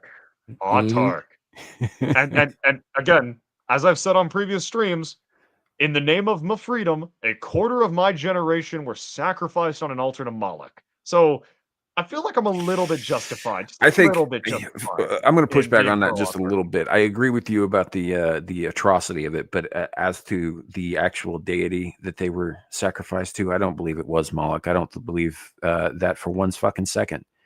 I do believe it was the altar of convenience. Well, that is Moloch is here for hyperbole purposes, for rage bait mostly, but the actual they were sacrificed on an altar in the name of freedom. Yeah, the actual sacrifices to the actual god Moloch happen in secret. They don't fucking publicize that shit. Yes. The quarter of a million, the quarter of Gen Z executed and slaughtered were to the deity of liberalism and freedom. Mm-hmm. That when I'm not rage baiting, yes. Anyway, I'm just a little bit as the opposite of Mega City 1, I was in Denmark with a friend once, and we were walking through Copenhagen, and I was like, I'm going to show you one of the world's smallest states. And he's thinking it'd be like one of these super rich places, Oh, was it that guy who lives in the ball in the park? Or is that in France? I don't remember where that guy is. This was a little anarchistic commune called Christiania that's like right in the middle of Denmark, in Copenhagen. And we were just walking around there, and I think he was a bit taken aback for the fact that it wasn't full of, sports cars and fancy houses. It was just a massive market square of dirty hippies. Yeah. Yeah, it was just so funny how taken aback he was. He was like, you do realize most small states in the world are as shit as this, right? Yeah, most small states in the world are basically dirty hippies. Yeah, this isn't like fucking Monaco or Thing about like dirty hippies is they've got this whole everybody, when you think of hippies, you think peace, love, and all that. No, hippies kill. Oh yeah, yeah. Hippies kill. They are communists. Yeah. They're also capitalists as well, because the entire commune collectively spent most of its time as its main form of income creating a special type of bike, which is one of the most common you'll see in Copenhagen. So they sell them to the outside community. At which point, why aren't you just part of the city? Right. I kind of get that. At least they're producing something useful, though, right? Just the one thing. Right, but it is something. It's not. They're not entirely without purpose. Like you said, that this is one of the more common things that you see in the city, which means that they're fairly successful at what they're doing. Plus, if you want drugs, that's the place to go. I mean, it reminds me of something really funny with I don't know if anyone else here has seen it, but a show I found recently called Murderbot that I've absolutely adored. That's a great show. It's a very good show, and this is not really a spoiler, but it is like kind of something they reveal like towards the mid of the series. But the characters that you're following, not the Murderbot, but like the random science people he's with, are from like the Free League space, or like some kind of like hippy dippy sciencey college academia part of space. And they love to discuss their moral superiority over the corporate spheres and how much better their worlds are from the corporate sectors. It's just they need to provide research and surveys and all of this stuff to the corporations to subsidize their existence. Otherwise, they would actually not have a functional society. And that's kind of hippies. They love to bitch about the societies and how evil they are, but they still pay into them to reap the benefits because they don't want to go live in the woods with the bears. Well, nobody wants to live in the woods. It's almost like they needed jobs, and then they got them. Yeah. So now for the thing, right? The main event. The thing that's been I guess we can call it that. Now Trump's saying the Epstein files will definitely be released. Okay. Will it matter? I don't think so. I haven't seen one arrest. And in my opinion, and I've said this before multiple times and in multiple locations, and sometimes I even screamed it into a fucking pillow when nobody was listening, right? Nothing this country does. He's always going on. He's always going on about like, we don't want to talk about this too much because it detracts from all the great things an administration has done. Look, Trump, if you're out there, if you're listening, nothing your administration has done matters until these women and children have been avenged. Not a damn thing. And not just that, but I mean all this shit until we take down all of the fucking sex slave trafficking in this fucking country. And I would go so far as to everywhere, I mean, this is like one of the very few times I will speak in terms of imperial, kind of jackbooting the rest of the fucking world. Burn it all down. The entire infrastructure that allows for this, that looks the other way, that profits from it. Bye. Are you saying you're all for a Barbary Coast War II Electric Boogaloo? I'm saying if we need to reset human civilization to make sure that vengeance happens, then we need to do that. Well, the British Empire did this in the early 19th century. If Sam is ever voted president of the United States, just know the devil dogs will be eating good. Barbary Coast 2 Electric Boogaloo. It's going to be fucking great. There's going to be a lot of dead sex traffickers. Yeah. Problem is the British Parliament is complicit in this too. Oh yeah, fuck our government. Yeah. And just so historically, once we as a society, and we were the first society in human history to do this as well. Once we concluded that it was a moral ill that slavery should even exist, then we went to war with the world. And we did. Yeah. Practically, we bullied the rest of the world into giving up slavery. Certainly the Western world. Yeah, it was Britain, France, and America, with a little bit of help from a few others, that spilled blood and treasure by the fucking bucket, making the slaving states of Northern Africa, Western Africa, and we kind of sort of succeeded in the Middle East, but not really, to stop slavery. Yeah. Like some of the greatest last stands in African history were the African slavers holding the fucking line against the French and the British coming to stop them from being slaving bastards. Yeah. One of the defining moments of the United States Marine Corps before modern history, like what happened at Bellear Wood or Iwo Jima, was when they weren't the Devil Dogs back then. They weren't even the Leathernecks back then. We're basically told, hey, that coastline, that contested shoreline full of Muslims that are slaving bastards, I don't want it to exist anymore. And they did such a good job. The Sultan of Egypt gave them a sword. Like, you guys are fucking based. Here, have a sword. Yeah. No other force could have done what the Marine Corps did there. And that is just me being a fanboy. I would also point out that when we abolished slavery in this country, right, we lost over 600,000 of our people. Yeah. We killed 600,000 of our people or more, because the estimates are incomplete. Yeah. To make sure that happens. That is not an insignificant amount of blood. Yeah. No, not at all. More than not just that, we didn't just kill more than 500,000 people. We absolutely took one of our regions, one of the regions of America, and we did to it what Genghis Khan did to Central Asia. The southern United States is still reeling from the effects of military operations like Sherman's March. I think the Southerner might have an issue with that statement. As rough as the military operations were, Reconstruction was a bigger blow to the personage of the South. Mm-hmm. Oh, absolutely. Yeah. But also, like, even separate from Reconstruction, the Civil War, which was the event Sam was talking about, we basically took a knife and ripped out a chunk of our thigh with the Civil War to end slavery. Well, I mean, for simplicity's sake and to avoid an argument, yes, the Civil War was ripping out a chunk of our thigh to end slavery. Yeah, the point is like when we ripped that Band-Aid off, it was not without sacrifice.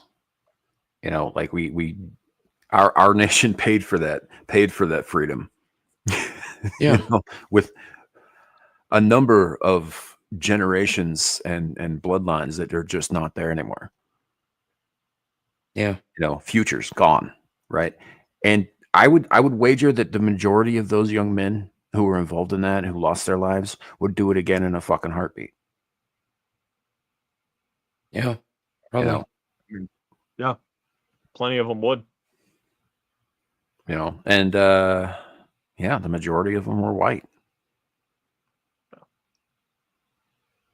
You know, now, the thing is had a couple of things gone slightly differently during the course of the Civil War, we might not have a country today. It would probably have broken into a group of balkanized Western variations on the theme, right? Right. A bunch of little Americas instead of the United States. It'd just be like South America. And if hold on, Gabe, hold on. America we'd be a little bit better off than South America due to a variety of factors, but it would still not be. No, in terms of like its political structure and having lots of little states. And then maybe one really fucking big one. Like Brazil. A little bit. We'd be a little bit better because our topography is not as perfect for making a stagnant system like Latin America and a few other factors.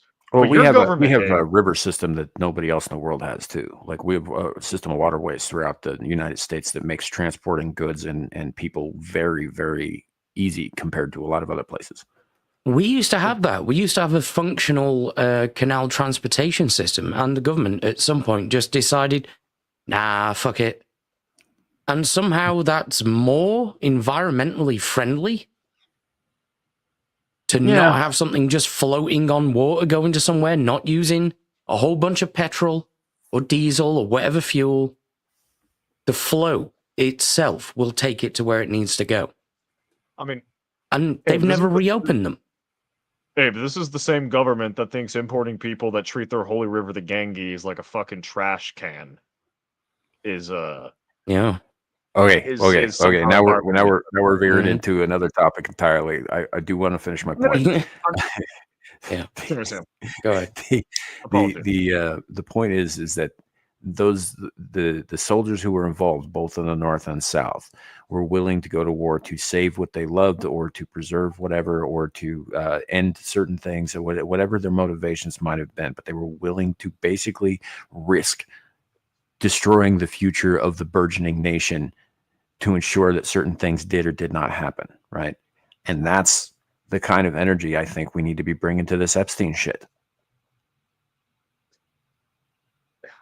Yeah, but unfortunately, like, I mean, if you look at what the likes of the I think it was definitely, like, if you look at the Stonewall Brigade or the 54th Massachusetts, or the, I want to say, Michigan Volunteer Cavalry, like, if you look at what the shit they were doing, it's because they actually believed in the idea of civic unity. They believed in something greater than themselves.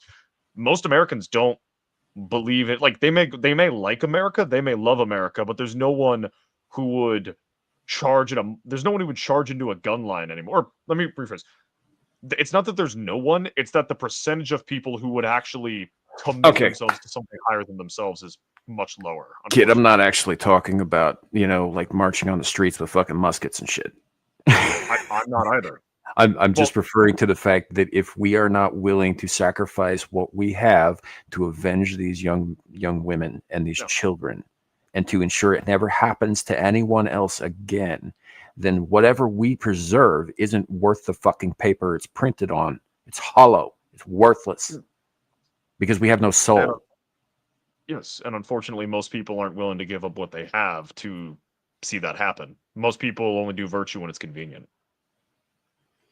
Yeah. Otherwise, there would already be action taken, like protesting over, like actual protesting and actual rioting over the fact the Epstein files haven't been released. Not a call for it, just an observation. YouTube, just an observation that if people he's right though, there would be energy involved. There wouldn't just be bitching about it on 2 weeks for YouTube and then going back to Raiders and Giants. Yeah, no, I mean, there's that. So, yeah, and on that note, like, Sasquatch says he's got 5 minutes to get out of here. So before you do, he did put the entirety of the line in the private chat for us as well. Maintain humanity under 500 million in perpetual balance with nature, which is fucking hippie nonsense. We should be dominating nature, not in balance with it. Fuck nature. Fuck that bitch right in her stupid green panties. Hell yeah. But that said, Sasquatch, if you and then nature fucks back. Oh yeah. I just got to balance. I got to take my kid to work and stuff. I'm hungry. Fair enough. I think we're getting to that point ourselves here anyway. But I just had a couple of points I needed to make before the end of the show about that. But yeah, is there anything coming up you want people to know about for your bounce? Nice Radio is tomorrow. The Naughty Corner Tuesday, 8 p.m. Both of them Eastern. Beyond that, I really don't have anything else planned in particular. Well, fair enough. We'll probably have him back next week on this show too. Here. Sitting there silently shaking his head in regret for coming because of all the shit spilling forth from our mouths that may or may not get us all nuked. I always get a little nervous when Shadow's around. Anyway, I've gotten better. I've gotten a little bit better, just a smidge. yeah. Mhm. How long you reckon you're going? I need this movie. I need this movie to happen.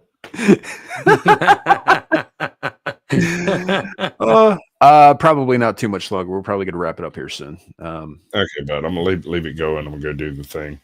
So okay, cool. All right. So now I have control of Sasquatch's audience too. Sweet. I'm just kidding.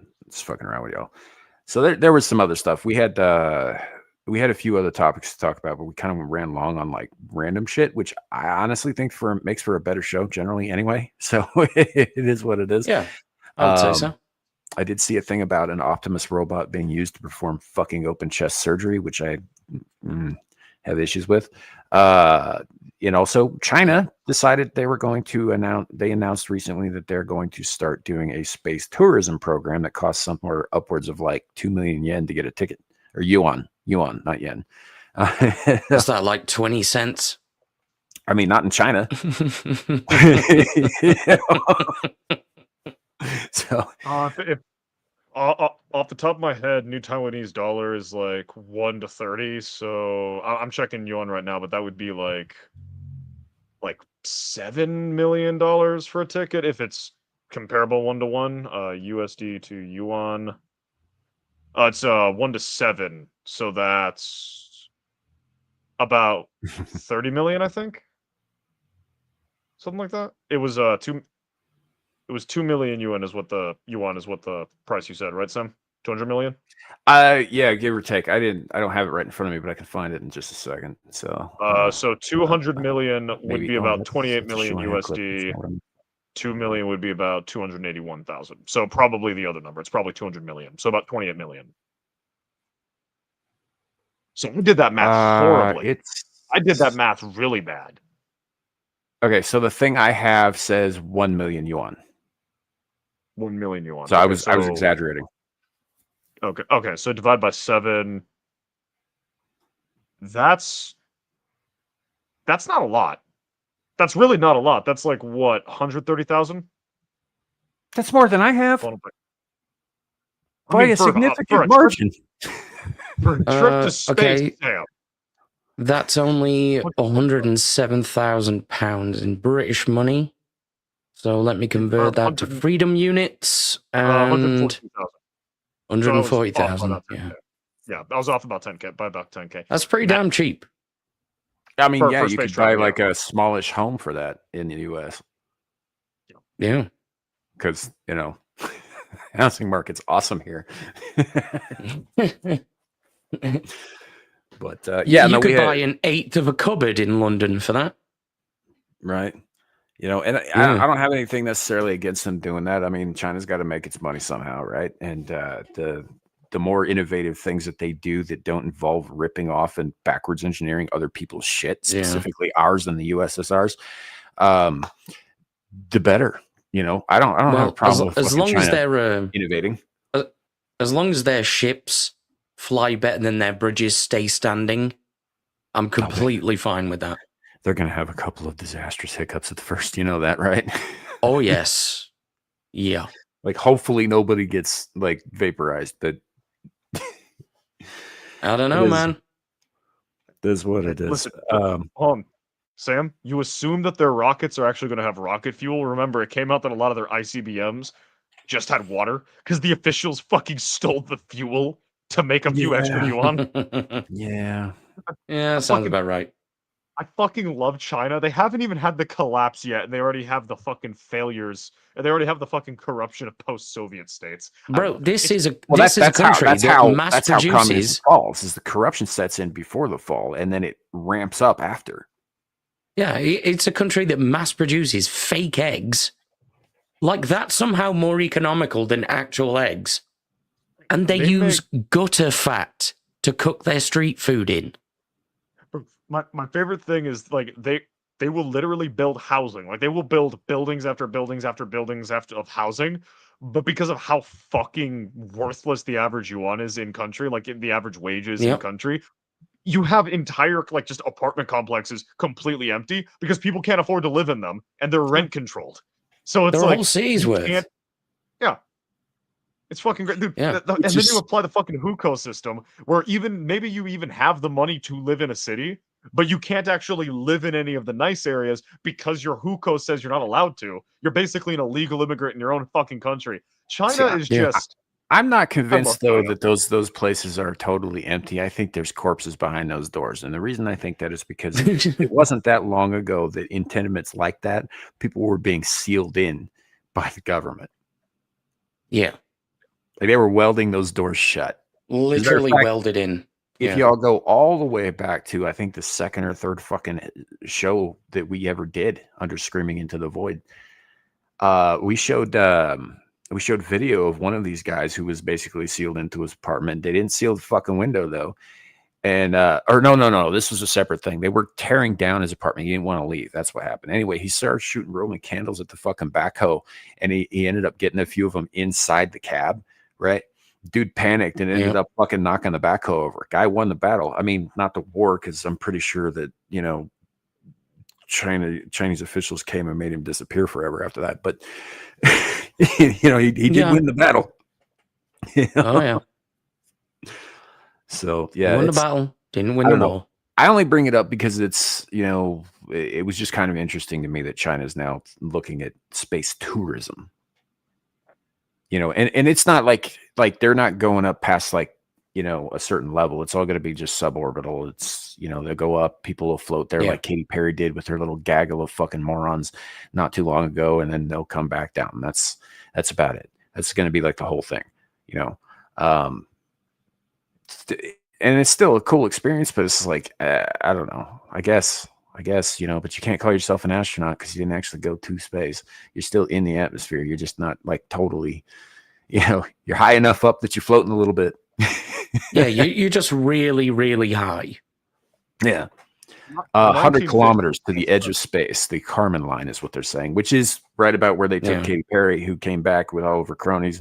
And I only keep saying Katy Perry because she's the only one whose name I actually know. They were like, oh yeah, why won't they call us astronauts? I was like, fucking William Shatner did the same thing years ago, right? And he doesn't call himself an astronaut, and he's goddamn Captain Kirk. Yeah. 100%. He's 100%. the captain. You know? Yeah.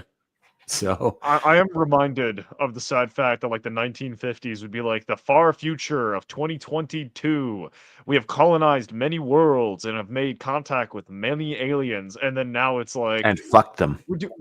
We're yes, objectively, Oh, yeah. bone the aliens either with a stick or with an actual, like, you know, phallus. Do it. It is your duty. It is humanity's right to manifest destiny unfettered. Aliens are in our way.